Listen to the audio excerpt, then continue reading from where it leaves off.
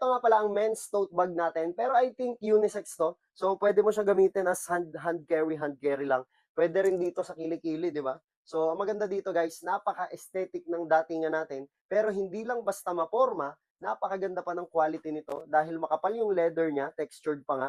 Tsaka kung mapapansin mo yung stitching, napakaganda ng stitching niyan guys. Scratch proof, water resistant, makapal yung material na ginamit, pati yung handle natin guys. Malapad na rin to ha, so marami kang malalagay na gamit. Tapos, bukod sa high quality na tote bag, may kasama pa siyang pouch dito sa loob. So, ibig sabihin, meron kang extra na lagayan ng gamit na may zipper sa ibabaw at may another mini compartment dito sa loob.